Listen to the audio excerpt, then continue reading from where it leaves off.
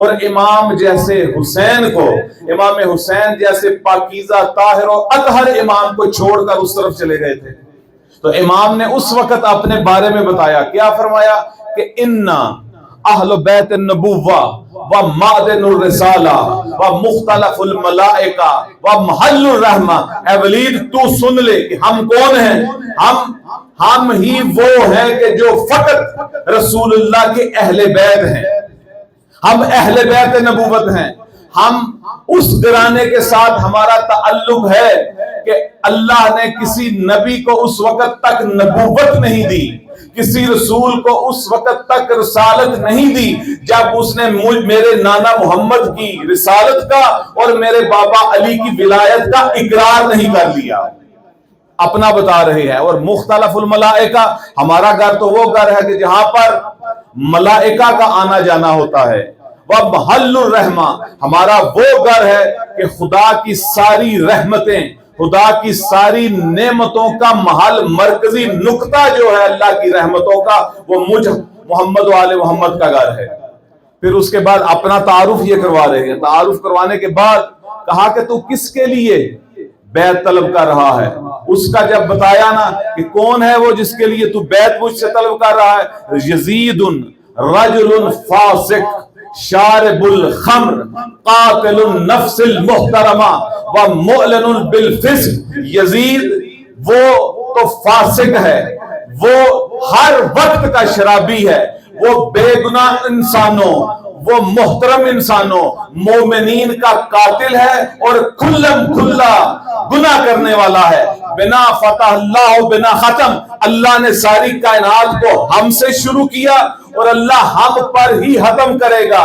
اور پھر اس کے بعد اس کا جب تعارف کرواتے فرمایا نا، تو دربار میں کسی انسان نے یہ نہیں کہا کہ حسین آپ یزید پر تہمت لگا رہے ہیں، آپ یزید کے اوپر تہمت لگا رہے ہیں، وہ ایسا نہیں، کسی بندے نے ایسا نہیں کہا. یہ نہ کہنا اس بات کی دلیل ہے کہ یزید کے بارے میں جو کچھ امام حسین کہہ رہے تھے وہ ویسا ہی تھا.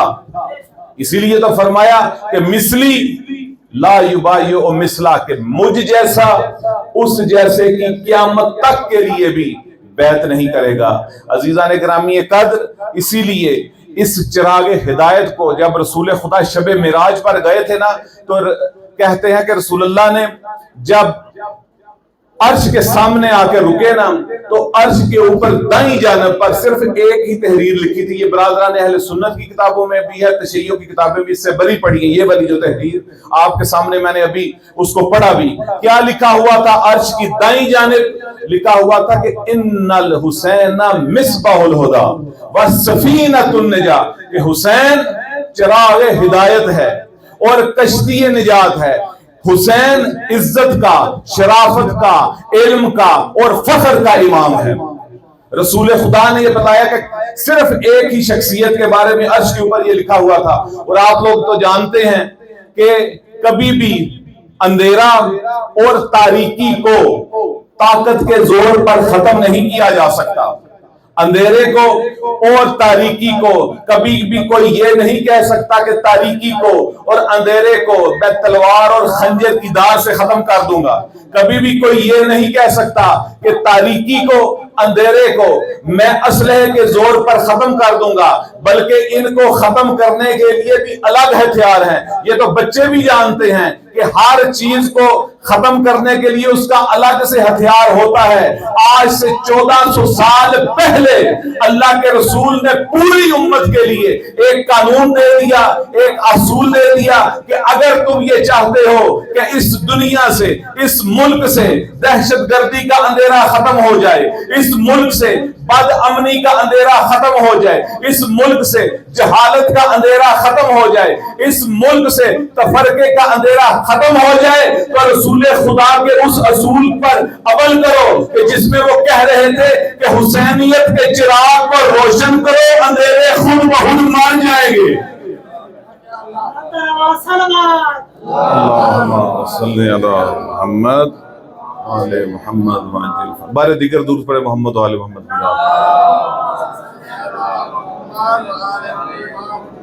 حسینیت کا عام کرو، یہ چراغ ہدایت ہے. اور آپ کو پتا ہے کہ چراغ کیا کام کرتا ہے؟ چراغ یعنی یہ جو لائٹ ہے، چراغ ہے، یہ کیا کام کرتا ہے؟ روشنی کا کام کرتا ہے نا۔ کبھی روشنی نے یہ کہا ہو کہ یہ مسلمان ہے تو اس کو روشنی دوں گا، اور یہ مسلمان نہیں ہے تو اسے روشنی نہیں دوں گا۔ روشنی کا چراغ کا کام ہے روشنی دینا، وہ یہ روشنی پہنچاتا نہیں پوچھتا کہ یہ کس مسلک کے ساتھ اس کا تعلق ہے، کس قوم کے ساتھ اس کا تعلق ہے، کس مذہب کے ساتھ اس کا تعلق ہے۔ جب چراغ روشنی دیتا ہے نا تو مذہب و ملت کے بارے میں نہیں پہنچتا۔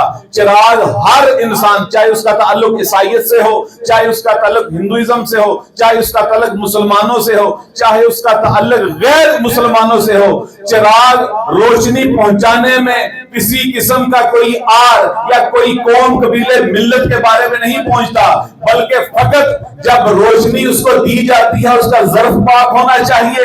حسین بھی چراغ ہدایت ہے، اس کے لیے صرف ایک چیز کی ضرورت ہے کہ بیدار دماغ ہو، ضمیر زندہ ہو، شریف ماں کا بیٹا ہو، اور اگر شرافت آپ کے بڑوں میں ہوگی تو عزاداری نسلوں تک چلی جائے گی۔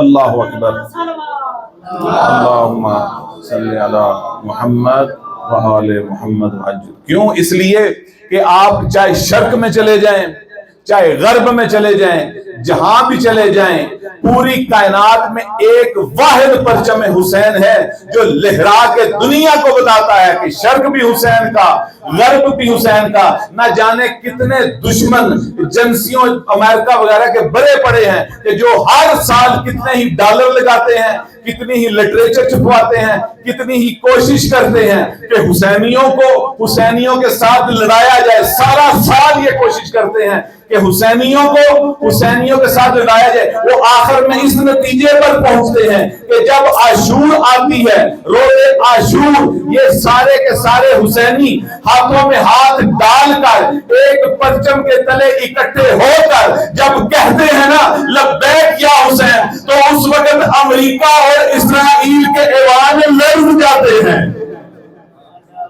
اللہ اکبر، زندہ باد، مردہ باد، مردہ باد، اللہم صلی علی محمد وآلہ۔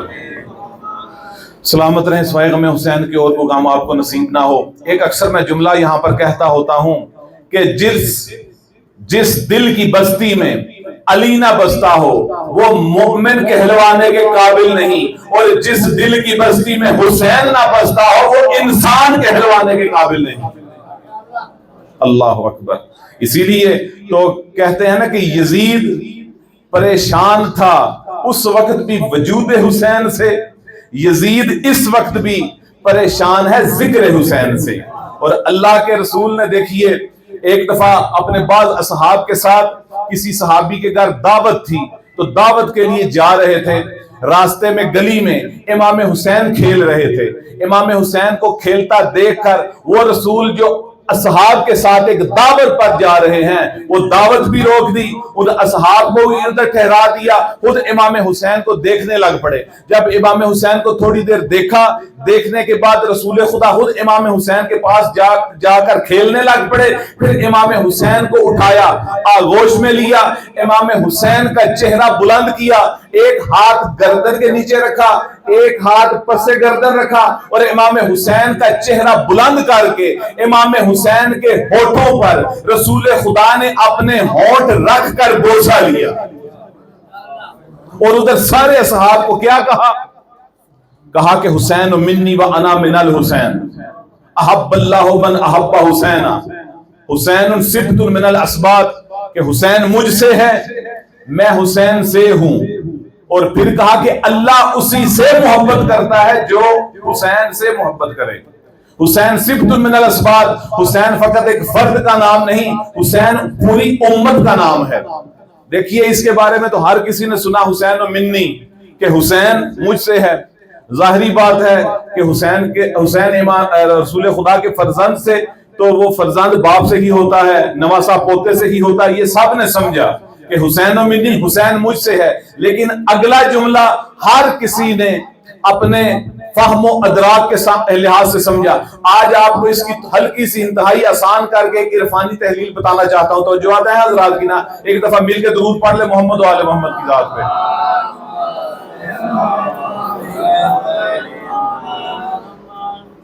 تو پہلا جملہ تو ہر کسی نے سمجھا کہ حسین مجھ سے ہے، کیونکہ فرزند باپ سے ہی ہوتا ہے، نواسا نانا سے ہی ہوتا ہے، پوتا دادا سے ہی ہوتا ہے۔ لیکن اگلا جملہ وَأَنَا مِنَ الْحُسَيْن، کہ میں حسین سے ہوں، اس کے بارے میں ہر کسی نے اپنی اپنی تحلیل کی، اپنا اپنا اس نے جو اس کو سمجھ آیا انہوں نے بیان کیا۔ کسی نے کہا کہ اس سے مراد یہ ہے کہ سن 61 ہجری سے پہلے حسین رسول سے ہے، 61 ہجری کے بعد امام حسین کی شہادت کی وجہ سے اسلام کو بقا ملی، اس وجہ سے 61 ہجری سے لے کر قیامت تک کے لیے محمد حسین سے ہیں۔ صرف اتنی نہیں بلکہ اس سے آگے کی بات ہے، وہ کیا کہتے ہیں کہ اصل حقیقت میں اس کا مطلب یہ بنتا ہے کہ حسین منی و انا من الحسین، کہ میرا وجود دیکھو تو سمجھو کہ حسین کو دیکھ لیا، حسین کا وجود دیکھو تو سمجھ لو محمد نظر آ گئے۔ یا علی یا علی، کیوں؟ اس لیے کہ دونوں ایک ہی حقیقت کے نور ہیں، دونوں کی ایک ہی روح ہے۔ یہ فقط امام حسین بلکہ بی بی زہرا سلام اللہ علیہا کے لیے بھی رسول خدا نے فرمایا تھا نا کہ فاطمہ بضعۃ منی، کہ فاطمہ میرے جگر کا ٹکڑا ہے۔ یہ فقط ظاہری لحاظ سے نہیں ہے بلکہ باطنی اور مانوی اور عرفانی لحاظ سے دیکھیں تو رسول اللہ یہ کہنا چاہتے ہیں کہ میں رسول ہوں تو میری رسالت کا ٹکڑا ہے فاطمہ، میں رحمت للعالمین ہوں تو میری رحمت کا ٹکڑا ہے فاطمہ۔ مجھ میں جو جو کمالات، جو جو بھی صفات پائی جاتی ہیں اس کی حصے دار ہے فاطمہ زہرا۔ جس طرح سے وہ رسول اللہ کے تمام کمالات، تمام کی صفات میں حصے دار ہیں، ویسے ہی حسین منی و انا من الحسین کا مطلب ہی یہ بنتا ہے کہ جس طرح جو جو کمالات، جو جو صفات مجھ میں پائی جاتی ہیں وہ ساری کی ساری حسین میں بھی پائی جاتی ہیں۔ اس سے دیکھو تو تب بھی تھی، ادھر سے دیکھو تو تب بھی تھی، یعنی مجھے دیکھا تو سمجھ لو حسین نظر آ گیا، حسین کو دیکھا تو سمجھ لو کہ وجود محمد نظر آ گیا۔ یا علی یا علی، سلامت رہے محمد والے محمد کے صدقے۔ پھر اگلا جملہ کیا فرمایا تھا کہ احب اللہ من احب حسین، کہ اللہ اسی سے محبت کرتا ہے جو حسین سے محبت کرے۔ دیکھیں انسان کی کوشش یہی ہوتی ہے نا کہ اتنی عبادت کرے، اتنے اخلاق حسنہ کو اپنائے، اتنے کمالات، اس کمالات تک پہنچے جس کے لیے خدا کی ذات نے انسان کو خلق کیا ہے، تاکہ وہ اللہ اس کو اپنا محب کہہ سکے، اللہ کا محبوب بن سکے، اللہ اسے محبت کرے۔ ہر انسان یہی چاہتا ہے نا کہ میں اللہ کے ساتھ محبت کروں، اس کے لیے وہ ہر وہ کام کرتا ہے جس کے لیے خدا کی ذات نے اس کو کہا ہے۔ اب انسان کے لیے اس سے بڑا امتیاز، اس سے بڑا کمال اور کیا ہو سکتا ہے کہ خود رسول خدا یہ کہیں کہ اللہ کہتا ہے کہ میں اس سے محبت کرتا ہوں جو حسین سے محبت کرتا ہے، یعنی حسین سے محبت کرنے والا محبوب خدا بن جاتا ہے۔ وہ ہے امام حسین، اور حسین سبت من الاسباط، حسین ایک فرد نہیں بلکہ حسین پوری امت کا نام ہے۔ عزیزان گرامی، یہ قدر زیادہ آپ کو تکلیف نہیں دینی، صرف چند باتیں آپ کے ساتھ یہ کی اور چند عرض صرف توسلاً اور مصائب امام حسین پڑھنے کی کوشش کروں گا۔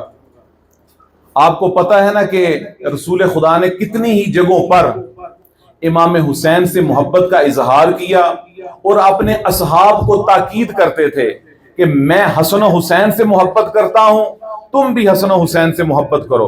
کتنی جگہوں پر بعض اوقات کہتے ہیں کہ اگر کوئی گلی میں بچہ بھی رو رہا ہوتا تھا اور اس کے رونے کی آواز مولا حسین جیسی ہوتی تھی تو رسول خدا ان کے گھر کا دروازہ کھٹکھٹاتے تھے۔ جب دیکھتے تھے نا کہ رسول خدا آئے ہوئے ہیں تو پوچھتے تھے کہ یہ بچہ کیوں رو رہا ہے، تو وہ کہتے تھے یا رسول اللہ ہم سے کوئی غلطی ہو گئی۔ کہا تم سے غلطی نہیں ہوئی، اس بچے کی آواز میرے حسین سے ملتی ہے، میں رسول خدا اس چیز کو گوارا نہیں کرتا کہ کوئی بچہ بھی ایسا روئے کہ جس کی آواز حسین کی طرح ہو۔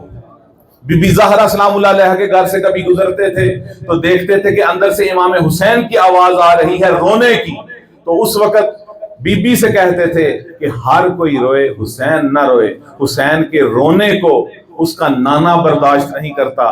عزادارو، آج کا دن تو ایسا دن ہے، اپنے تصور کا میں ذرا کربلا کو تو سجا لیجئے، ذرا کربلا کے میدان میں دیکھیں، آپ لوگ جو گئے ہیں وہ سوچ سکتے ہیں، وہ تصور میں لا سکتے ہیں، جو نہیں گئے محمد والے محمد کے صدقے ان کو بھی خدا کربلا کی زیارات نصیب فرمائے۔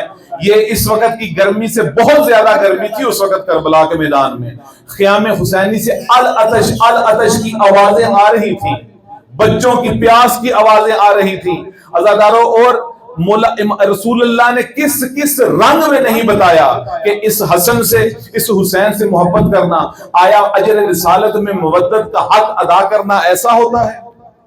ایسا ہوتا ہے کہ رسول اللہ کی نواسیوں کو، رسول اللہ کے خانوادے کو اس طرح سے جنگل میں بیابانوں میں پھرایا جائے؟ اور کہتے ہیں کہ جب رسول اللہ نے ایک دفعہ بی بی ام سلمہ سے کہا تھا کہ میرے اوپر آثار وحی ہیں، کوئی بندہ بھی اندر نہ آئے، بی بی ام سلمہ دروازے کے باہر بیٹھ گئیں، اور کہتے ہیں کہ اچانک امام حسین آگے، بی بی ام سلمہ نے روکنے کی کوشش کی لیکن امام حسین بڑی جلدی کے ساتھ کمرے میں چلے گئے۔ بی بی کہتی ہیں کہ تھوڑی دیر کے بعد رسول اللہ کے گریے کی بلند بلند آواز آئی، وہ بی بی کہتی ہیں کہ میں گھبرائی، میں اندر چلی گئی، میں نے کہا یا رسول اللہ، میں نے دیکھا رسول خدا بلند آواز سے رو رہے ہیں، میں نے کہا یا رسول اللہ، میں نے حسین کو بڑے روکنے کی کوشش کی تھی لیکن میں حسین کو روک نہیں سکی۔ پتہ ہے رسول خدا نے کیا کہا؟ رسول خدا نے کہا کہ ام سلمہ میں نے حسین کے لیے نہیں کہا تھا، دوسروں کے لیے کہا تھا، حسین جب دل چاہے جب چاہے اپنے نانا کے پاس آ سکتا ہے۔ امام حسین رسول خدا کے سینے پر تھے، کہتے ہیں کہ بی بی ام سلمہ کو پھر بتایا کہ کیوں رو رہا ہوں، کہا کہ ابھی جبرائیل آیا ہوا تھا، اس نے مجھے آ کر پوچھا کہ یا رسول اللہ آپ کو اپنے اس حسین سے بڑی محبت ہے؟ تو رسول خدا نے کہا کہ میرا بیٹا ہے، میرا فرزند ہے، مجھے کیوں نہ اس سے محبت ہو؟ تو پھر جبرائیل نے کہا کہ یا رسول اللہ امتوں کا قد تقتلہ، کہ آپ کی امت اس کو بڑی بے دردی کے ساتھ شہید کر دے گی، اور یہ مجھے مٹی دے گیا ہے، اے ام سلمہ اس مٹی کو اپنے پاس رکھنا، جب یہ مٹی خون ہو جائے تو سمجھ لینا کہ میرا حسین نہیں رہا۔ اللہ اکبر عزادارو، وقت آخر رسول خدا کے سینے پر تھے امام حسن حسین۔ کہتے ہیں کہ جب انسان کا وقت آخر ہونا تو اس کے سینے کے اوپر کوئی وزنی چیز نہیں ہونی چاہیے۔ مولا علی نے امام حسین کو سینے رسول سے جدا کرنا چاہا، خود رسول خدا نے اس وقت آخر بھی کہا اے علی حسین کو مجھ سے جدا نہ کر، حسین کو میرے سینے پر رہنے دے۔ یہ حسین آج عصر عاشور گرمی میں تپتے ریت میں اپنے عوان و انصار کے ساتھ کھڑا ہے۔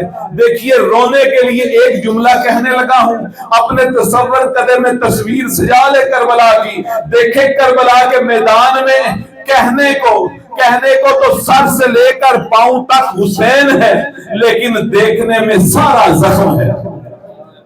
اللہ اکبر، اجرکم اللہ، سارا زخم سر سے لے کر پاؤں تک۔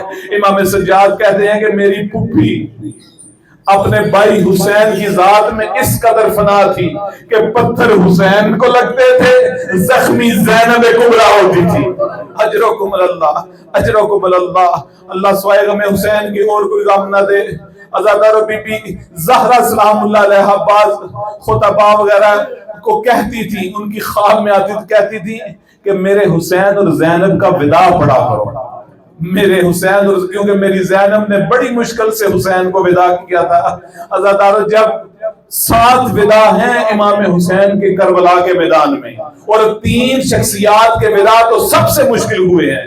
ایک وداع مولا عباس کا تھا، جب مولا عباس نے وداع کیا تھا نا تو بیبیوں نے کیا کہہ کر ماتم کیا تھا؟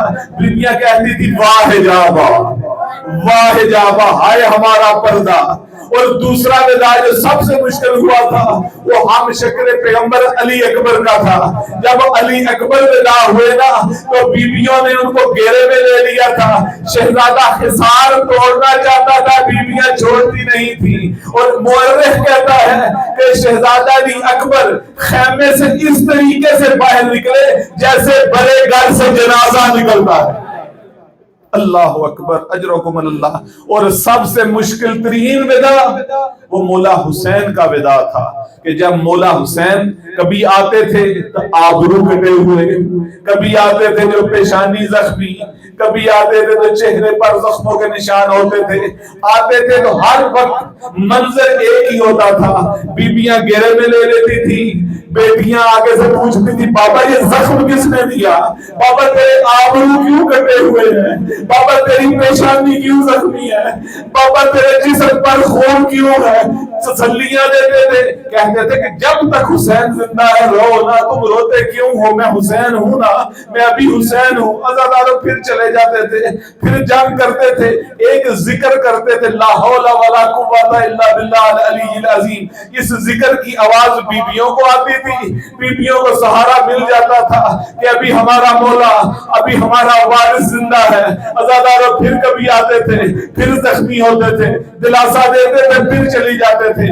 ایک دفعہ آئے خیمے کے باہر کھڑے ہو کر کہتے ہیں یا زینب یا ام کلثوم یا سکینہ علیکم منی السلام، اے زینب، اے ام کلثوم، اے میری سکینہ، حسین کا آخری سلام۔ بی بی زینب نے عزاداروں اندر سے کہا حسین ایسے نہیں جانے دوں گی، اندر چلے آؤ۔ کہا مجھے اس حالت میں دیکھ کر کوئی میری بیٹی شاید برداشت نہ کر سکے، کوئی بی بی برداشت نہ کر سکے۔ کہا حسین نہیں اندر آ جاؤ۔ مولا حسین عزاداروں آخری ودا میں جب اندر گئے نا تو سیدھا پوچھا کہ میرا سجاد کہاں ہے۔ امام سجاد عزاداروں غشی کے عالم میں تھے، بی بی زینب نے اٹھایا نا تو جب دیکھا تو بی بی زینب کو کہتے ہیں اماں، کہتے ہیں پھوپھی مجھے سہارا دو۔ کہا کیوں سہارا دو؟ کہا وہ جو آ رہا ہے نا وہ رسول خدا کا فرزند ہے، میں اس کے احترام میں اٹھنا چاہوں گا۔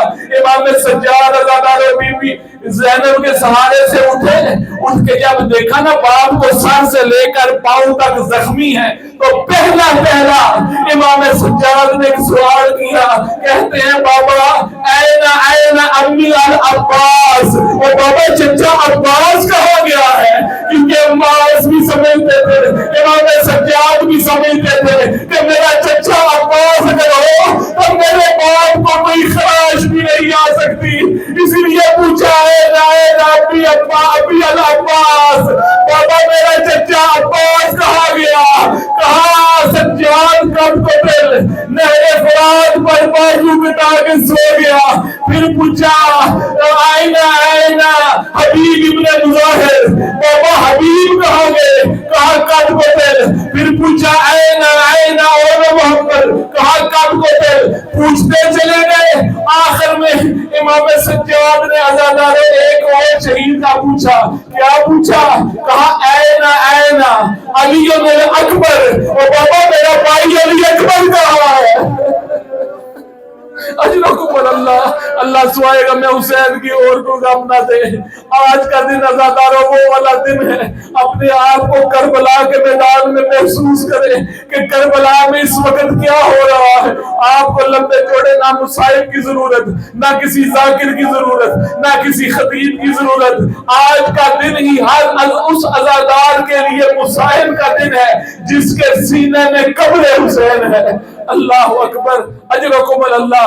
اللہ عزاداروں جب کہا نا بابا میرا بھائی علی اکبر کہاں ہے، عزاداروں امام حسین نے یہ نہیں کہا کہ قد قتل، علی اکبر بھی مارا گیا، کیونکہ امام حسین سمجھتے تھے کہ ایک بھائی کو دوسرے بھائی کی موت کا کیا دکھ ہوتا ہے۔ امام سجاد کو یہ اس طرح دکھ سنانا نہیں چاہتے تھے۔ کہا سجاد بس اتنا سمجھ لے کہ اس خیمے میں یا تو بچا ہے یا میں بچا ہوں۔ تلوار اٹھا کر چلنے لگے۔ کہا سجاد تیرے جہاد کا یہ میدان نہیں ہے، تیرے جہاد کا میدان کوفہ کا بازار، شام کا دربار۔ سجاد تو نے اپنی کفریوں کو لے کر جانا ہے۔ اللہ اکبر، اکبر اللہ۔ عزاداروں پھر امام حسین جب چلنے لگے نا تو بی بی زینب جو کہ ایک دن بھی بغیر امام حسین کے نہیں رہتی تھی، یہ ایسے بہن بھائی ہیں کہ جن کی محبت کی مثال کی تشبیہ تک نہیں دی جا سکتی۔ بی بی نے کہا حسین تو جو جا رہا ہے نا ایسے لگتا ہے کہ تیرے جانے سے میری روح بھی پرواز کر جائے گی۔ اللہ اکبر اجرکم اللہ. کہا حسین تیرے جانے سے زینب مر جائے گی. کہا اے بہن زینب صبر کرے, اے بہن زینب حوصلہ کرو, ان بچوں کو کون سنبھالے گا, ان بیویوں کو کون سنبھالے گا, اور میرے سجاد کا خیال کون کرے گا. اے زینب تو نے یہ سارا کرنا ہے, ان بچوں کا خیال تو نے رکھنا ہے, ان بیویوں کا خیال تو نے رکھنا ہے, اس سجاد کا خیال تو نے رکھنا ہے. اسی لیے تو عزادارو وہ بی بی جو ابھی کچھ لمحہ پہلے جس سے برداشت نہیں ہو رہا تھا کہ امام حسین اس طرح چلا جائے, امام حسین نے اجازت ولایت سے بی بی کے دل کی طرف اشارہ کیا, بی بی کو کچھ صبر آیا. یہ وہ زینب جو شہادت سے پہلے تھی, لیکن وہ والی زینب جو شہادت کے بعد تھی, وہ تو غیر بھی لکھ کر چلے گئے کہ کربلا کی شیر دل خاتون کا نام ہے زینب. یہ وہ والی زینب تھی کہ جس نے امام حسین کے سجاد کو جلتے ہوئے خیموں میں اٹھا کے باہر لے آئی. یہ وہ والی زینب تھی کہ جس نے جب مقتل میں گئی تھا تو اپنے بھائی کو اٹھا کر اللہ کے حضور پیش کر کے کہا اللہم تقبل منا ھذا القربان, اے اللہ اس قربانی کو قبول کرنا. عزادارو جب ودا ہو گئے بی بی زینب سے بھی, جب چلنے لگے نا تو گھوڑے کے اوپر سوار ہوئے. جب گھوڑے کے اوپر سوار ہوئے تو گھوڑے نے چلنے سے انکار کر دیا. کہا کہ اے میرے ذوالجنا بس تھوڑی سی اور تجھے زحمت دینی ہے, تو صبح سے لے کر ابھی تک بڑی زحمت کر چکا. اس گھوڑے نے اپنی گردن سے نیچے کی طرف اشارہ کیا. امام حسین نے دیکھا تو 4 سالہ بطول کربلا ہے. کہتی ہیں میرے بابا کا گھوڑا میرے بابا کو مقتل پہ نہ لے جا, جو بھی گیا ہے وہ واپس نہیں آیا, ہم اس جنگل میں یتیم ہو جائیں گے.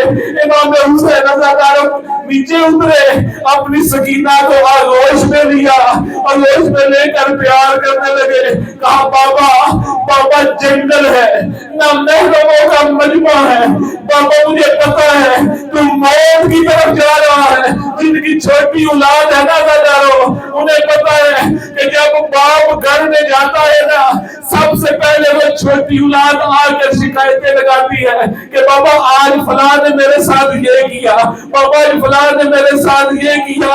سکینہ کہہ رہی ہے کہ بابا تو چلا جائے گا, تیرے جانے کے بعد مجھے تماچے لگیں گے, میں کس کو بتاؤں گی. عزادارو بی بی کو تراسا دیا, بی بی سکینہ کو آغوش میں لے کر پیار کیا.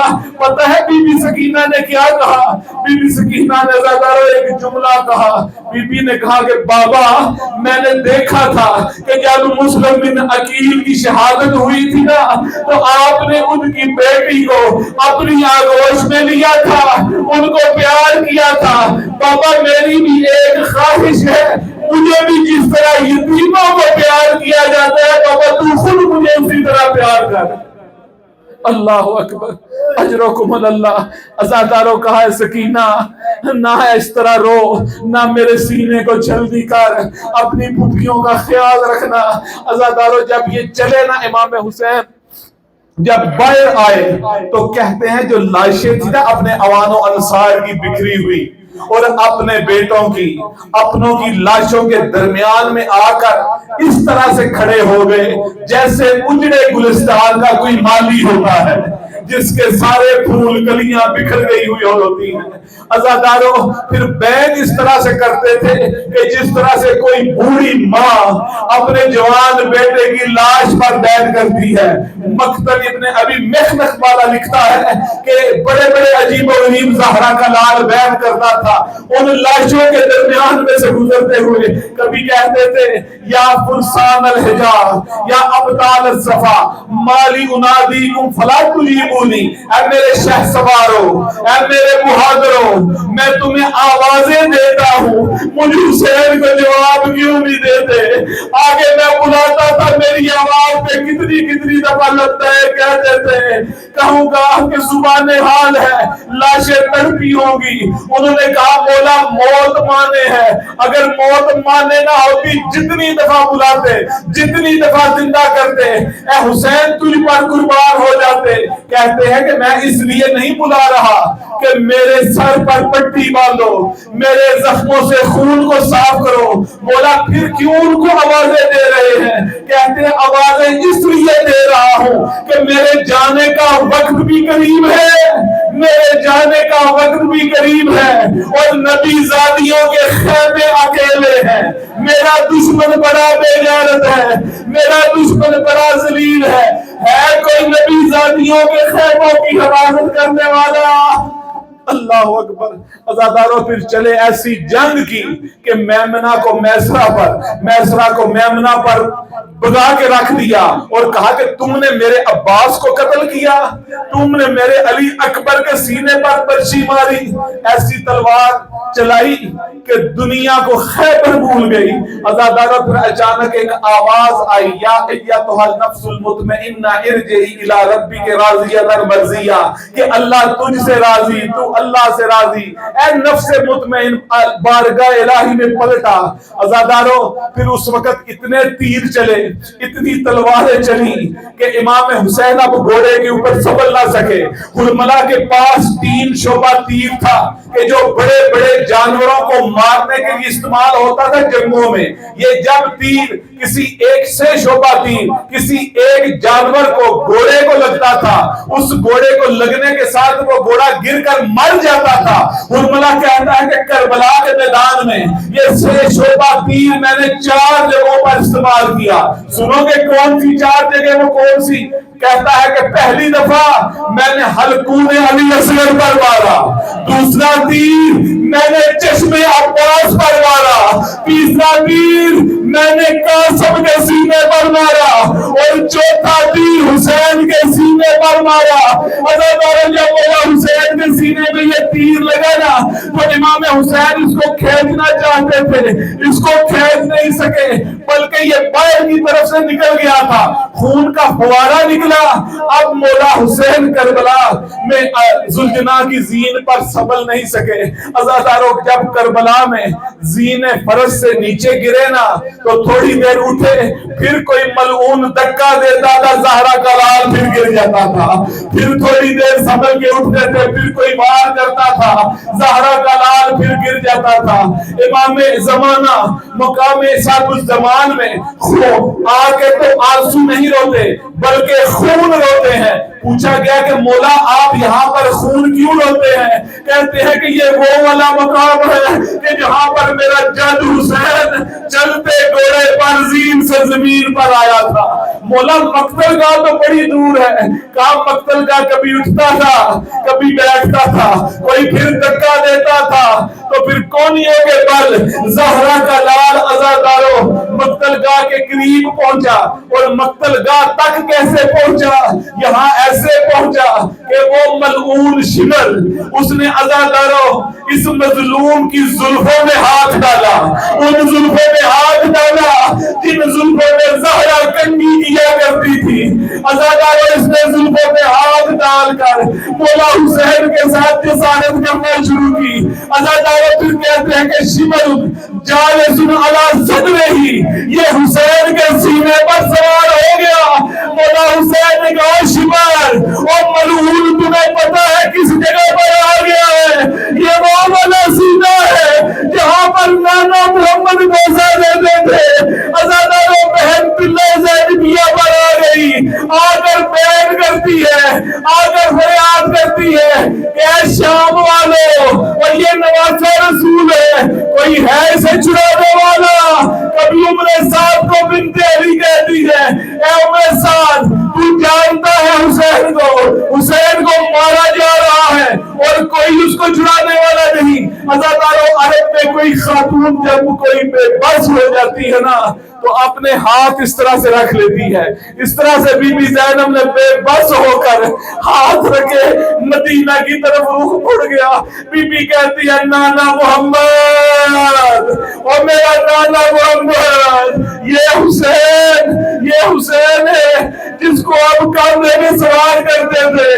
یا اے نانا، اس کو مارنے والے اس طرح سے مار رہے ہیں جن کو یقین ہو کہ اس کے چھڑانے والا کوئی نہیں ہے۔